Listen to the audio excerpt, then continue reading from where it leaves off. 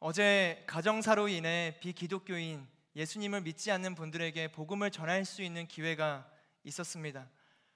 저는 요한복음의 말씀으로 복음을 전했어요. 우리 함께 요한복음 14장 2절의 말씀 읽어보도록 하겠습니다. 요한복음 14장 2절의 말씀입니다. 제가 읽겠습니다. 내 아버지의 집에는 있을 곳이 많다. 그렇지 않았다면 너희에게 미리 말해 두었을 것이다. 나는 너희가 있을 곳을 마련하러 간다. 내 아버지 집에는 있을 곳이 많다. 세상이 창조되고 지금까지 수많은 생명이 태어나고 죽음을 맞이했죠. 그러나 아버지 집에는 아직까지 있을 곳이 많다는 거예요. 그곳은 영원한 곳이기 때문에 그렇습니다. 하나님께서는 천국에 있을 곳을 많이 마련해 두셨어요. 무한한 곳, 한정되지 않은 그곳. 이 마른 곳, 하나님께서는 무한히 많은 사람들이 무한한 아버지의 집으로 돌아오기를 기다리고 계신다라는 겁니다. 그러나 아무리 넓은 집도 문을 통해서 들어가듯이 거할 곳이 많은 아버지 집으로 향하는 문은 하나죠. 예수 그리스도입니다. 예수님 한 분이면 아버지 집에 거하게 됩니다.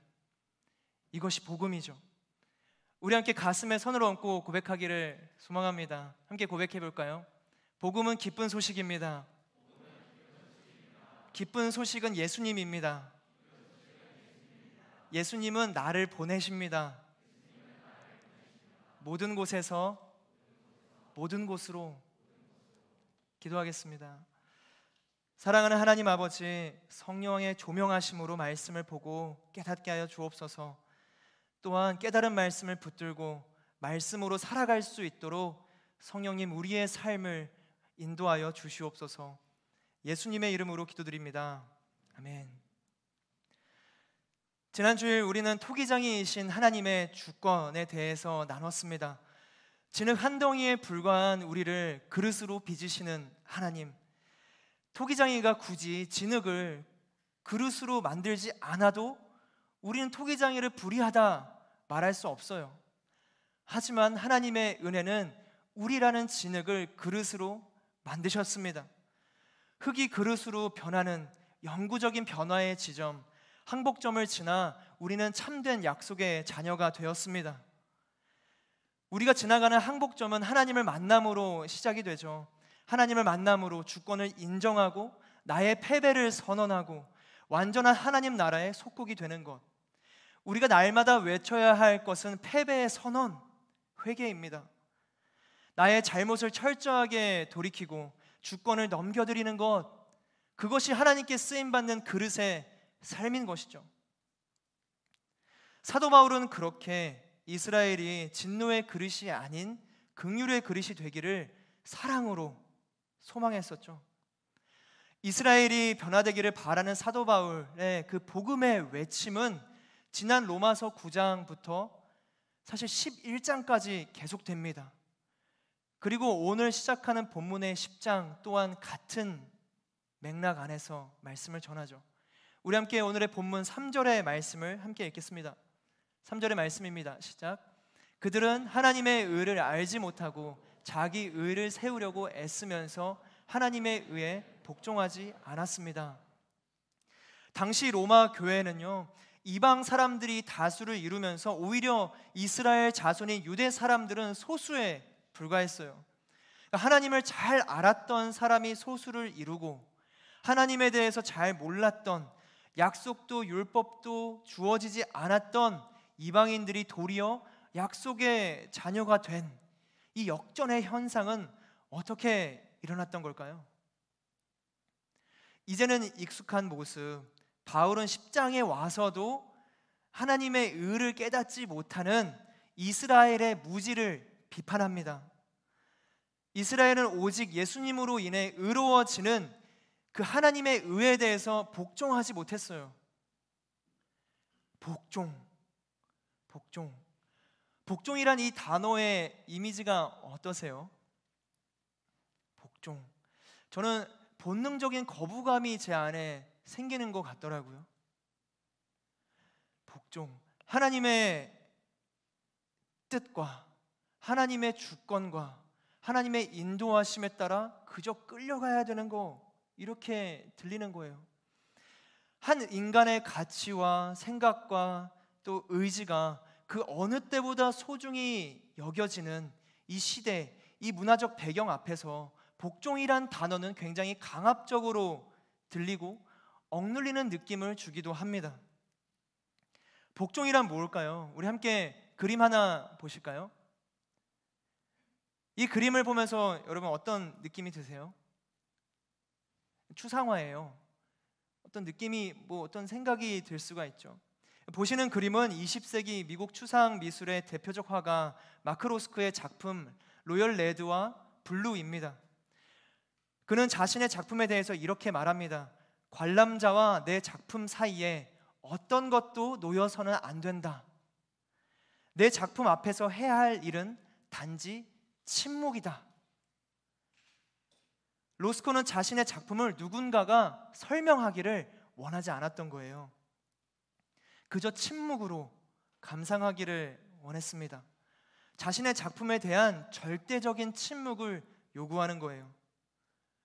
우리가 화가의 예술성을 존중하며 침묵의 자세를 가진다면 하나님의 작품을 볼 때는요, 하나님께서 이뤄가시는 주관적인 역사 앞에 이러쿵저러쿵 감상평을 쏟아놓고 비판하고 평가하고 옳고 그름의 잣대를 우리가 내밀 수 있는 걸까요? 복종은 침묵입니다. 하나님께서 요구하시는 것은 인간의 해석이 아니라 침묵이에요.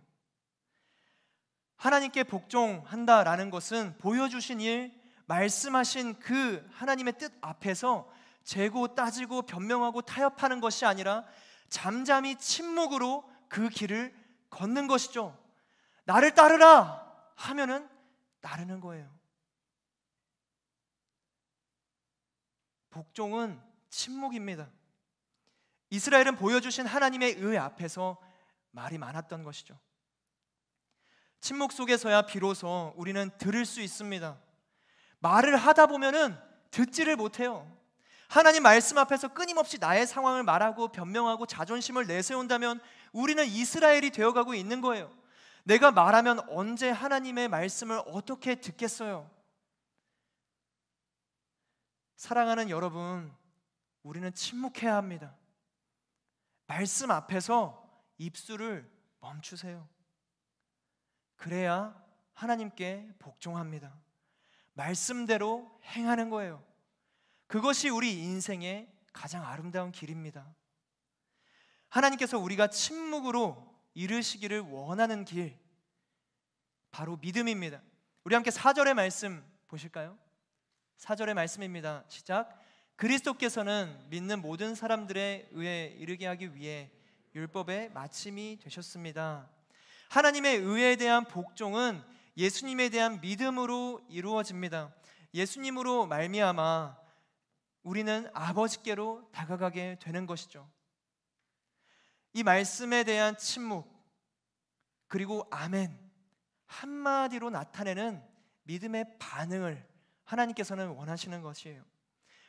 행동으로는 그 의에 닿을 수 없습니다. 5절의 말씀 제가 읽도록 하겠습니다.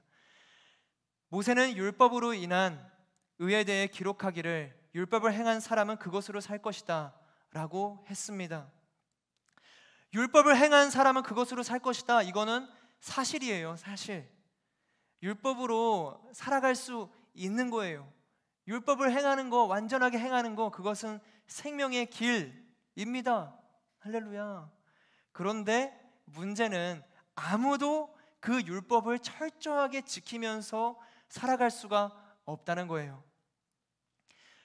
교통법규를 잘 지켜서 평생토록 범칙금 하나도 내지 않는 모범 운전수가 있다고 한번 생각을 해보세요. 정말 대단한 사람이겠죠? 엄청난 사람일 것 같아요. 진짜 선하고 좋은 사람일 것 같아요. 그런데 정말 그의 평생에 단 한 번도 교통법규를 어긴 적이 정말 진짜 없을까요? 단 한 번도 과속한 것이 없을까요? 카메라 앞에서는 안 걸렸지만 50km 제한구역에서 51km, 52km로 달린 적이 없을까요? 혹은 정지선을 조금이라도 넘었던 적이 없을까요? 주차하면 안 되는 지역에 잠시 정차한 적은 없을까요? 평생토록 모범 운전수로 살아왔던 사람이라 할지라도 완벽하게, 완전하게 그 모든 것을 지킨다는 건 불가능합니다. 야고보서의 말씀은 전합니다. 야고보서 2장 10절, 누구든지 율법 전체를 지키다가 어느 하나를 범하면 율법 전체를 범하는 셈이 되기 때문입니다. 사랑하는 여러분, 완벽하게 살려고 애쓰지 마시기를 주님의 이름으로 축복합니다. 편하게 범법 행위를 하라는 건 아니에요. 근데 삶도 신앙도 주체가 되어서 이끌며 철저하게 살아가려고 하는 건 맨몸으로 하늘을 날겠다 하는 것과 같습니다. 아무리 높이 점프를 해도 하늘에 닿을 수는 없는 거예요. 최선을 다해 점프를 해도 다시 땅에 내려오는 것이 우리의 존재입니다. 우리는 오직 믿음으로 살아갈 수밖에 없는 것이죠. 우리는 진흙입니다. 스스로는 그릇이 될 수 없어요. 이어지는 본문 6절과 7절의 말씀은 이렇게 전합니다. 6절과 7절 우리 함께 한 목소리로 읽도록 하겠습니다. 시작. 그러나 믿음으로 인한 의인은 이렇게 말합니다. 너는 속으로 누가 하늘로 올라가겠느냐 하지 말라. 이것은 그리스도를 모셔 내리려는 것입니다. 혹은 누가 지옥에 내려가겠느냐 하지도 말라. 이것은 그리스도를 죽은 자 가운데서 모셔 올리려는 것입니다. 누가 하늘로 올라가겠느냐 묻는 거예요. 누가 하늘로 올라가겠느냐? 자기 의를 추구하기 위해서 하늘로 올라가서 예수님을 끌어내리려는 사람이 누구냐? 라는 거죠. 누가 지옥에 내려가겠느냐? 심지어 지옥까지 내려가서 예수님을 끌어올리려는 거예요. 예수님 빨리 오세요. 예수님 필요해. 오세요. 강박적인 신앙의 열정을 표현하는 것이죠. 자신의 의로서 하나님을 통제하고 다스리려는 시도 너무 무서운 모습입니다. 이 모습이 더 무서운 건 스스로 하나님의 열심을 품은 사람처럼 여길 수 있다는 거예요. 바리새인들이 그랬죠. 이스라엘 사람들이 그랬습니다. 사도 바울은 지금 이 신명기의 말씀을 인용하면서 이스라엘 사람들의 그 강박적인 신앙을 지금 지적하고 있어요. 그러나 믿음으로 인한 의인은 말합니다. 누가 하늘로 올라가겠느냐? 하지 말라. 누가 지옥에 내려가겠느냐? 하지도 말라. 이 말을 풀어서 다시 한마디로 정리하자면 이것이죠. 잠잠히 있으라. 잠잠히 있으라. 그런 찬양이 있죠. 너희는 가만히 있어 주가 하나님 됨 알지어다. 열방과 세계 가운데 주가 높임을 받으리라. 제가 이걸 찬양하려 했는데 아직까지 어색해서 못하겠어요. 어제 어느 아내한테 그랬거든요. 나도 뭐 설교자들 보시면 중간에 찬양하시더라고. 나도 한번 그거 해볼까 하고 했는데 어색해서 못할 것 같아요. 어색하네요. 너희는 가만히 있어 주가 하나님 됨 알지어다. 한번 같이 불러볼까요? 할 수 있을 것 같은데 같이 하면 한번 해볼까요? 시작. 너희는 가만히 있어 주가 하나님 됨 알지어다. 열방과 세계 가운데 주가 높임을 받으리라.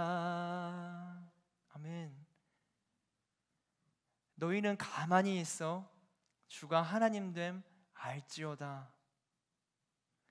이것이 하나님께서 우리에게 요구하시는 믿음의 모습입니다. 행동의 침묵이에요. 세상은 무언가 하라고 압박하죠. 우리를 한시도 가만히 내버려 두지 않아요. 방학이 되면 이제 무슨 공부를 해야 될까? 어떤 자격증을 따야 할까? 영어 점수 올려야 되는데, 스펙을 쌓아야 되는데, 우리는 쫓기고 있어요. 무언가를 해야 될 것만 같아요. 조금이라도 쉬는 시간이 생기면 뭔가를 해야 할 것만 같은 압박감에 괜시리 불안해집니다. 현재를 누리지 못하게 하는 거예요. 사단의 전략입니다. 어느 날 예수님과 제자들이 한 배에 탔습니다. 제자들이 배를 저어 가는 동안 예수님께서는 주무시고 계셨어요. 그리고 그때 호수에 사나운 바람이 불어오더니 배에 물이 차게 됩니다. 위험한 상황이 된 거죠. 배에 물이 들어오면 마음이 어떻겠어요? 불안하죠. 이러다 죽겠네 싶은 거예요. 그래서 제자들은 예수님을 깨우면서 말합니다. 선생님, 선생님, 우리가 모두 빠져 죽게 생겼습니다. 불안한 거예요. 그러자 예수님은 일어나셔서 바람과 파도를 꾸짖으시니 폭풍이 멈추고 호수가 다시 잔잔해집니다. 이어 예수님께서 제자들에게 말씀하세요. 너희의 믿음이 어디 있느냐? 너희의 믿음이 어디 있느냐? 사랑하는 여러분, 세상에 쫓기지 않으시기를 주님의 이름으로 축복합니다. 불안으로부터 자유하기를 주님의 이름으로 축복합니다. 어떻게든 하늘로 올라가고 지금을 해결하기 위해서 심지어 지옥까지 내려가서 내가 이것을 빨리 벗어나고 싶다는 불안과 초조와 분주함을 모두 내려놓고 잠잠히 믿음을 선택하는 거예요. 예수님이 계시는데 배가 침몰하겠어요? 우리가 아무리 어려운 상황에 놓인다 할지라도 우리가 죽겠어요? 예수님이 함께 하시고 성령님이 우리를 인도하시는데 우리가 뭐가 더 필요한 건가요? 그리고 나아가 설사 배가 침몰한다 한들 어떻겠어요? 무화과 나무가 마르고 포도나무에 열매가 없고 감람나무에 소출이 없고 밭에 먹을 것이 없고 우리의 양이 없고 외양간에 소가 없어도 나는 구원의 하나님으로 인해 기뻐하겠습니다. 무언가를 행하는 게 아니라 내 앞에 놓여지는 모든 어려운 상황 속에서 내가 그걸 해결하려고 발버둥치고 불안해하고 초조하고 하늘로 올라가고 땅으로 내려가고 지옥까지 가는 것이 아니라 우리는 잠잠히 하나님을 기뻐하는 거예요. 그게 믿음입니다. 행동의 침묵, 그 가운데 우리가 해야 할 것은 믿음의 고백이에요. 침묵 속의 고백인 것이죠. 하나님의 의에 대한 절대적인 복종, 말씀하신 바에 대한 침묵이 신앙의 시작점이었다면 결국에 그 침묵을 깨고 여는 우리의 입술은 이 믿음을 고백하게 됩니다. 예수님은 나의 주님이십니다 라는 거죠. 예수는 나의 왕이십니다. 예수는 승리자이십니다. 침묵의 세계라는 책을 쓴 막스 피카르트는 말과 침묵에 대해서 이와 같은 문장을 적어내려 갑니다. 침묵은 말 없이 있을 수 있다. 그러나 말은 침묵 없이 있을 수 없다. 말은 침묵의 배경이 없으면 깊이가 없다. 침묵은 그대로 존재하죠. 침묵은 그대로 존재하는 겁니다. 그러나 말은 침묵과 침묵 사이에 들어오는 거예요. 침묵 없는 말은 없습니다. 복종은 침묵입니다. 우리가 하나님과의 깊이 있는 대화, 진정한 교제를 이루고 하나님의 뜻을 듣고 따르며 복종하기 위해서는 침묵의 배경이 필요한 거예요. 침묵 들어야 해요. 침묵 없는 말은 소음이 돼요. 계속 말하는 건 소음이죠. 그러나 침묵의 배경 속에서 나오는 말은 대화가 되는 거예요. 침묵의 배경 없이 복종하는 마음 없이 나오는 말은 공허입니다. 캔버스 없이 공중에 물감을 흩뿌리는 거예요. 캔버스가 없는데 물감을 흩뿌려서 무슨 의미가 있나요? 그냥 땅에 떨어져서 어떤 흔적도 없이 사라지게 되는 것이죠. 배경 없이는 아무것도 남지 않습니다. 캔버스 없이는 그림이 그려질 수가 없어요. 복종하고자 하는 마음의 배경이 없으면 우리의 고백은 흩뿌려진 물감과 같습니다. 고백 이전에 우리에게 필요한 것은 마음이에요. 복종하는 마음, 주님의 주권을 인정하는 마음, 그 믿음. 그래서 말씀은 전합니다. 우리가 침묵 속에서 해야 할 응답, 그것이 9절과 10절의 말씀이에요. 우리 함께 9절과 10절의 말씀 함께 보실까요? 함께 읽겠습니다. 시작. 만일 당신의 입으로 예수를 주라고 고백하고 또 하나님께서 그분을 죽은 사람 가운데서 살리신 것을 마음에 믿으면 구원을 받을 것입니다. 사람이 마음으로 믿어 의에 이르고 입으로 고백해 구원에 이릅니다. 아멘. 믿고 고백하면 구원에 이른다. 너무 쉽지 않나요? 너무 쉬워요. 예수님을 주라고 고백한다라고 했을 때 주로 번역된 헬라어 큐리오스는 로마 황제, 헬라의 신들에게 쓰였던 단어입니다. 즉 예수님의 신성, 절대적인 주권을 인정하고 하나님의 의를 받아들인다라는 것이 예수를 주로 고백한다라는 것이죠. 그 다른 어떤 행동이나 노력을 요구하는 게 아니에요. 예수님의 왕되심을 믿고 고백하는 것, 그거 하나죠. 모두에게 열린 구원의 길, 가장 쉬운 길인데 타락한 인간의 마음은 이 길을 가장 어렵게 받아들여요. 너무 쉬운데 이 길조차 잘 안 가는 거예요. 너무 의아하지 않나요? 믿고 고백하면 구원인데 그거를 안 하는 거죠. 거부하는 거예요. 개인적으로 교제하는 선교사님 중에 요르단에 계신 선교사님이 계시거든요. 진짜 한번 이분 모시고 싶어요. 이분은 정말 복음의 열정으로 불타는 분이셔서 길을 가다가 복음을 전하세요. 한 번은 같이 요르단에서 빵집을 간 적이 있거든요. 줄이 쫙 있어서 줄 서려고 기다려서 이런저런 얘기 나누는데 갑자기 말씀하시다가 탁 앞을 보시더니 그분한테 가가지고 품에서 뭐 꺼내가지고 이거 읽어달라고 하시는 거예요. 성경의 한 구절이에요. 예수님의 구원에 대한. 읽어달라 하시면서 복음을 전하세요. 이분이 아니다 하고 하면은 오케이 알겠다 하고 다시 저랑 얘기 나누시는 거예요. 그렇게 이분이, 이 선교사님이 지난 한 달 동안, 10월 한 달 동안 약 100여 명을 만나서 예수님을 전했습니다. 100명이라는 숫자가 굉장히 그냥 친근해서 몇 안 돼 보일 수 있지만 엄청난 거예요. 지난달에 한 명에게라도 복음을 전해봤다 하시는 분이 있으실까요? 살짝 있기를 바랬는데 할렐루야, 축복합니다. 제가 나중에 물어봤을 때 여러분 모두가 손드는 그런 역사가 있기를, 하늘 공동체 안에 복음을 증거하고 복음을 전하는데 기쁨을 잇는 앞장서는 저와 여러분이 되시기를 주님의 이름으로 축복합니다. 이 선교사님 100명을 만나서 복음을 전했어요. 그런데 이렇게 이분이 나눴던 말씀, 국적과 이름과 셀카 찍어서 항상 보내주시거든요. 그런데 이슬람을 이제 믿는 이 요르단 분들의 반응이 대부분 비슷합니다. 나도 예수님 믿는다. 놀랍죠? 예수님 믿는다. 그는 그냥 선지자 아니냐. 예수는 선지자일 뿐 하나님이 아니다.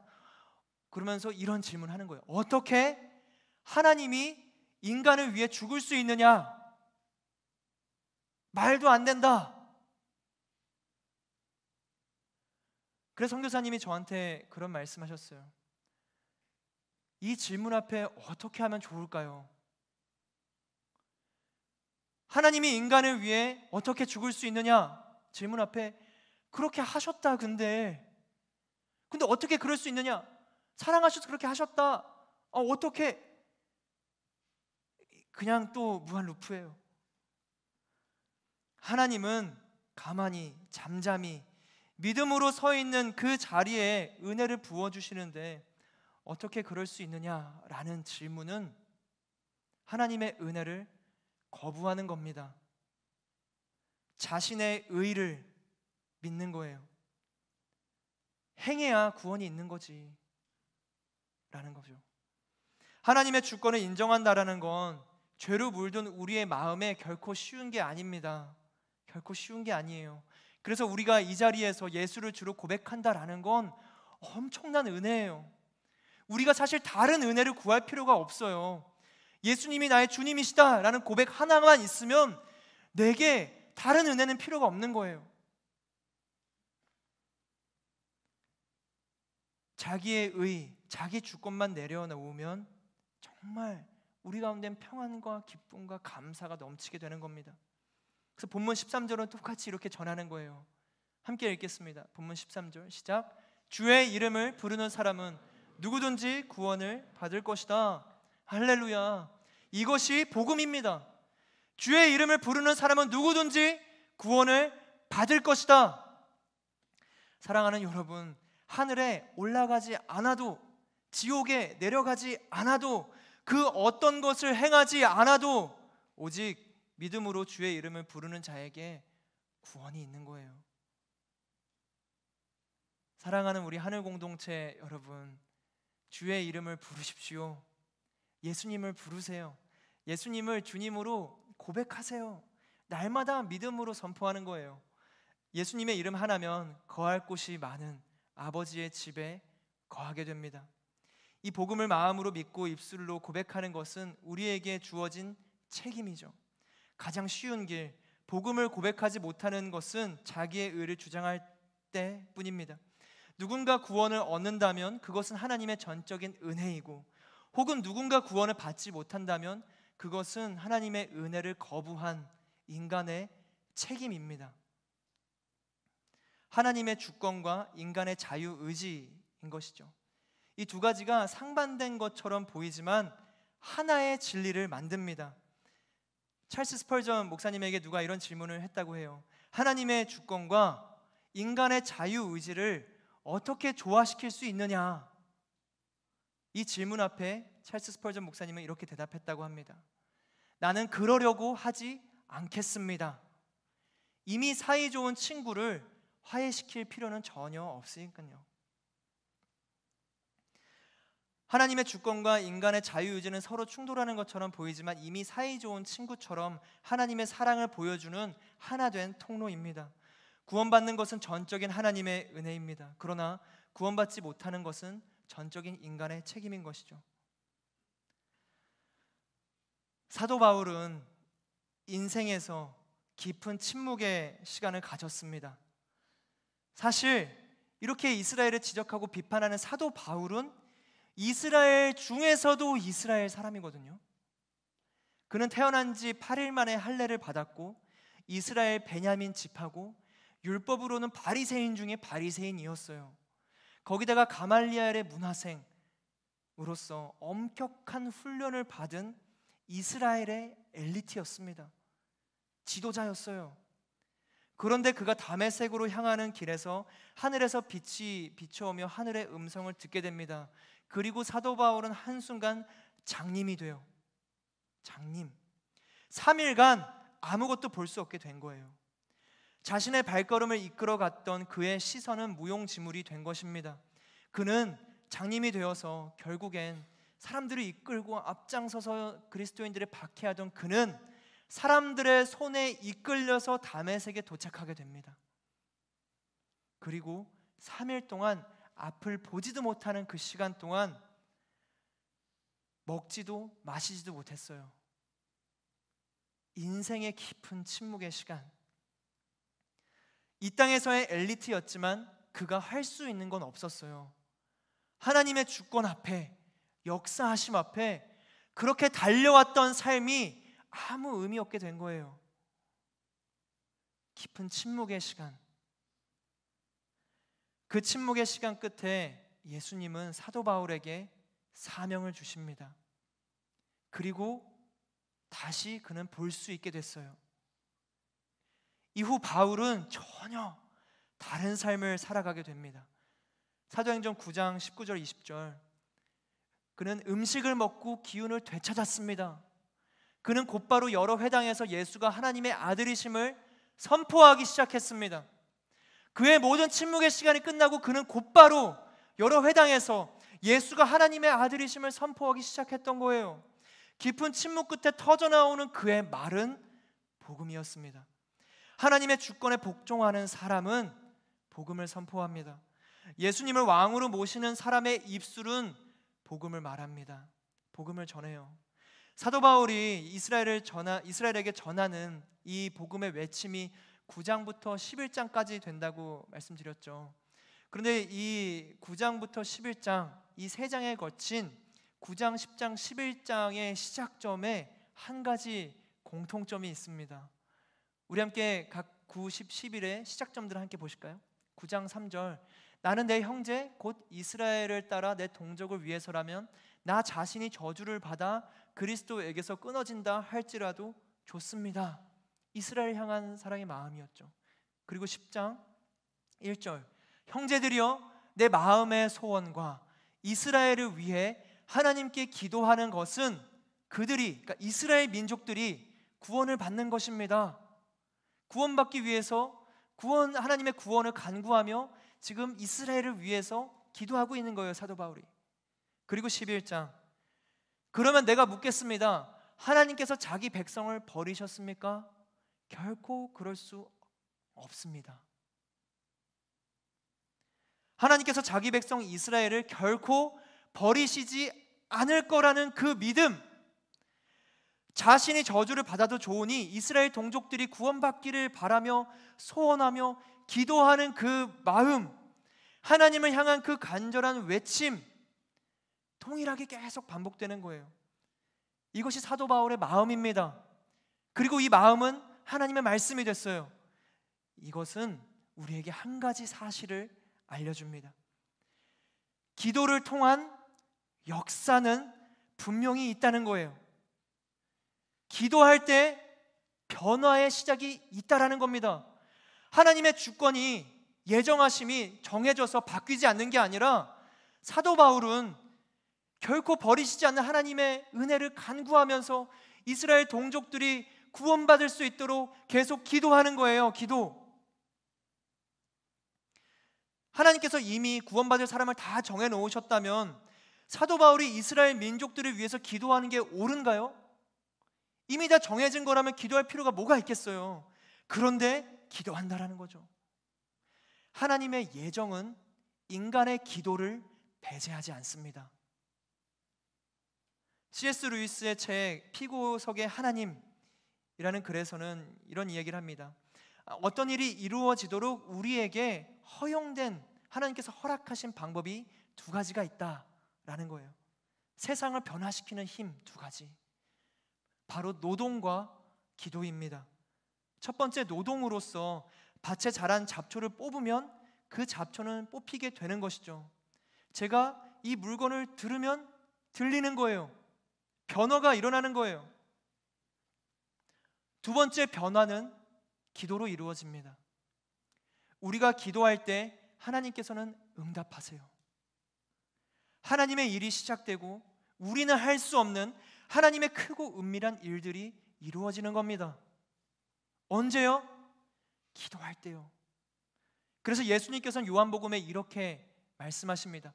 너희가 무엇이든지 내 이름으로 구하면 내가 다 이루어 주겠다. 이는 아들을 통해 아버지께서 영광을 받으시게 하려는 것이다. 너희는 내 이름으로 무엇이든 구하라. 14절 말씀, 너희는 내 이름으로 무엇이든지 구하라. 그러면 내가 다 이루어 주겠다. 너희는 내게 구하라. 그러면 내가 이루어 주겠다. 기도를 통한 변화, 그것은 하나님의 마음이고 예수님의 뜻이고 우리가 걸어가야 할 믿음의 길입니다.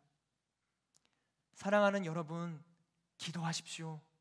침묵 속에 내뱉는 믿음의 고백은 기도로 이어집니다. 토기장이신 하나님의 주권을 의지하는 믿음은 기도해요. 교만한 사람은 기도하지 않습니다. 내가 할 수 있으니까요. 하지만 겸손한 하나님의 자녀는 기도하게 됩니다. 하나님이 일하시지 않으시면 아무 소용이 없으니까요.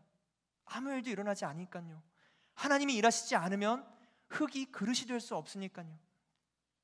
사도 바울은 복음을 위해 달려갔던 사람이지만 그의 중심된 마음에는 바로 이 기도가 있었던 거예요. 구원은 하나님께서 이루시는 것이기 때문에 바울은 기도합니다. 오늘의 본문 1절의 말씀 한번 다시 읽어볼까요?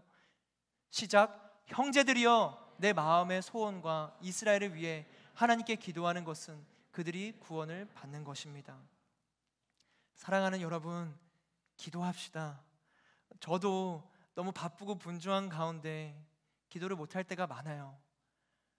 세상 속에서 잘 살아가기 위해서 일하고 공부하고 노력하는 시간들은 많은데 기도하는 시간은 우리가 얼마나 되나요? 하나님을 믿는다 하면서, 하나님의 역사를 구하면서, 하나님의 뜻을 바라면서 우리는 얼마나 기도하고 있나요? 우리는 기도의 힘을 잃고 잊고 살아갑니다. 정말 힘겨울 때만 기도하는 위성적인 그 모습이 우리의 삶 가운데 너무나도 많아요. 제가 그래요. 삶에서 스스로의 목소리만 커지고 있진 않나요? 하나님을 믿지만 일단 내가 먼저 좀 해보고 그 다음에 잘 안 되면 그때 절실히 기도하지는 않으세요? 마음이 어렵고 힘들 때만 하나님을 찾지는 않으시나요? 사랑하는 우리 하늘 공동체 여러분, 기도합시다. 여러분의 가족과 친구와 지인들의 구원을 위해서 기도합시다. 주변에 아픈 사람들, 환우들을 위해서 기도합시다. 어려운 삶의 상황에 놓인 그들을 위해서 기도합시다. 그리고 자신의 그 미래에 하나님의 인도하심을 간구하며 기도합시다. 그래서 우리는 다음 주 시작될 하늘 공동체 새 텀을 맞이하며 기도하고자 합니다. 우리 공동체는 내일부터 기도를 시작할 거예요. 하늘 구름 기도회라는 이름으로 우리는 기도할 겁니다. 월요일부터 토요일까지 매일 저녁 10시마다 줌으로 모여서 우리는 기도하려 합니다. 여러분들 함께 하시고자 하시는 분들은 온라인 주보를 나중에 참고하셔서 신청하시고요. 하나님께서는 노아의 홍수 후에 구름 속에 무지개로 언약을 증거하셨어요. 그리고 이스라엘 백성을 구름 기둥으로 인도하셨죠. 시내산의 구름과 성막의 구름 속에서 임재하셨습니다. 예수님께서는 능력과 큰 영광 가운데 하늘의 구름을 타고 오신다라고 우리에게 말씀하세요. 구름은 하나님의 임재, 구름은 하나님의 은혜의 비를 내리는 통로가 됩니다. 그래서 우리는 하늘 구름, 그것을 붙잡고 하나님의 역사를 기다리며 하나님의 주권적인 일하심을 바라며 기도할 거예요. 나의 의는 침묵하고 하나님의 의를 외칠 겁니다. 우리 함께 고백해 볼까요? 나의 의는 침묵하고 하나님의 의를 외치겠습니다. 나의 의는 침묵하고 하나님의 의를 외치겠습니다.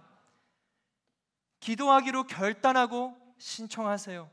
신청하신 분들에 한해서만 우리가 기도 카톡방을 개설하고 이 기도의 링크를 공유해 드리려고 합니다. 그러나 의무도 강요도 없어요. 그냥 기도하실 분들은 신청하시는 거예요.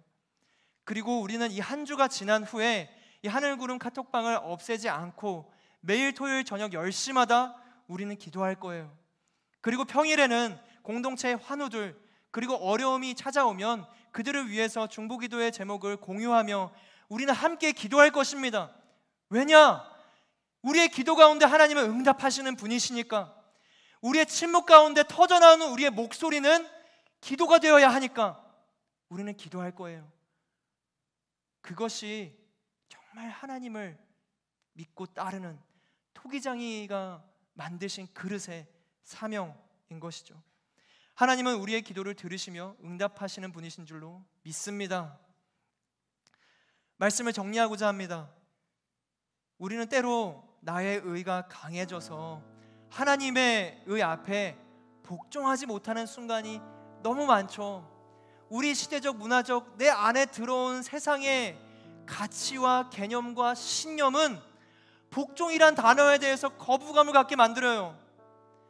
옛날에 왕정시대는 정말 왕으로 모시면서 복종하는 게 정말 삶의 의미였을 텐데 우리는 복종하기보다 내 생각, 내 의미, 내가 살아가야 할 나의 모습, 그 너무 중요해졌어요. 내가 너무 중요해요. 제가 그래요. 제가 너무 안타깝지 않으세요? 창조주 하나님이 나를 만드셨는데 나는 그 하나님을 믿는데 믿고 따르는 건 별개의 이야기가 되고 있어요. 나를 따르라 예수님 부르시는데 이 길은 좀 주님 이건 힘들 것 같은데요. 제가 다른 일이 있어서. 토기장이신 하나님의 주권 앞에 우리의 첫 자세는 침묵입니다. 침묵. 듣는 거예요. 복종은 침묵입니다. 나의 말을 하지 않고 그저 그 길을 따라가는 것. 말뿐 아니라 행동의 침묵으로서 가만히 잠잠히 하나님의 하나님 되심을 바라보고 믿고 의지하는 것. 그 믿음과 의지함 속에 우리는 고백합니다. 예수님이 나의 주님이 되십니다. 주의 이름을 부르는 가장 그 쉬운 길을 통해 하나님께서는 우리에게 구원을 허락하십니다. 이 구원의 역사는 모두에게 열려 있어요. 이방인이든 이스라엘 사람이든 주의 이름을 부르는 자들에게는 누구든지 구원이 열립니다. 이 복음을 전파하기 위해 구원의 역사를 위해서 우리가 해야 할 일은, 우리의 책임은, 믿는 자의 사명은 기도예요. 기도. 하나님은 우리의 기도에 응답하시고 역사하는 분이십니다. 침묵 속에 믿음을 고백하고 기도로 나아가는 저와 여러분이 되시기를 주님의 이름으로 축복합니다. 우리 함께 찬양하고자 하는데요, 이 찬양의 고백이 우리의 진심 어린 고백이 되기를 축복합니다. 슬픈 마음 있는 자, 몸과 영혼 병든 자 누구든지 부르시오. 예수 이름 부르시오. 우리 함께 찬양하겠습니다.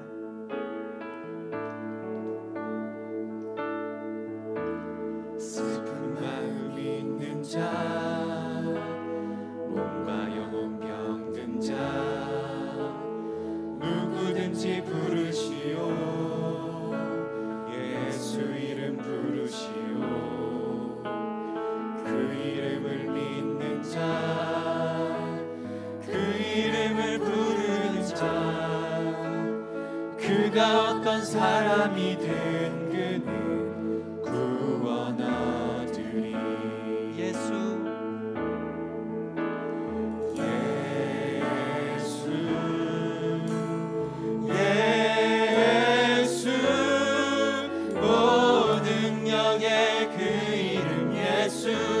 나 외쳐 부르네.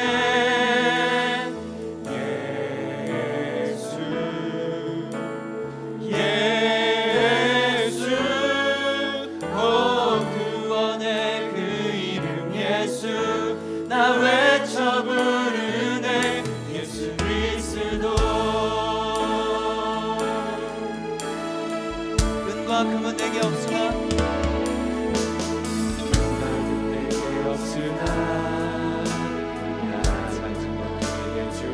능력의 예수라. 능력의 예수라. 그 이름을 부르시오. 그 이름을 믿는 자,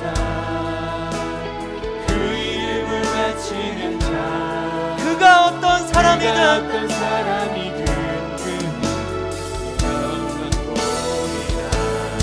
예수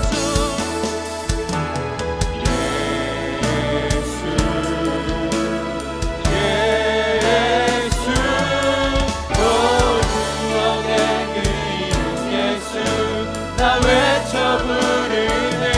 예수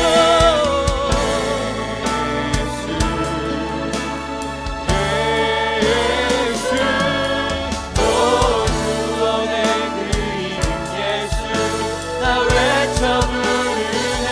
예수 그리스도. 예수 예수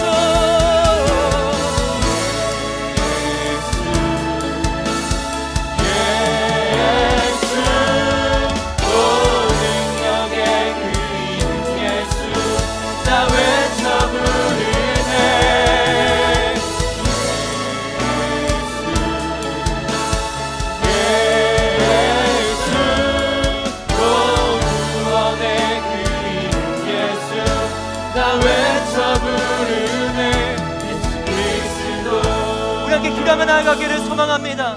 사랑하는 주님, 우리가 주의 이름을 부르짖기를 갈망합니다. 내가 다른 것 의지하지 않겠습니다. 내가 행함으로 노력하지 않겠습니다. 주님, 내가 하늘로 올라가고 지옥까지 내려가서 주를 끌어당기고 나의 의지와 나의 노력으로 주의 역사를 이루려는 것이 아니라 잠잠히 예수의 이름을 붙들겠습니다. 주님, 내 인생 가운데 찾아오셔서 구원의 역사를 이루어 주옵소서. 우리 함께 예수님의 이름을 부르짖으며 주의 이름을 부르짖으며 함께 기도하며 나아갑시다. 주여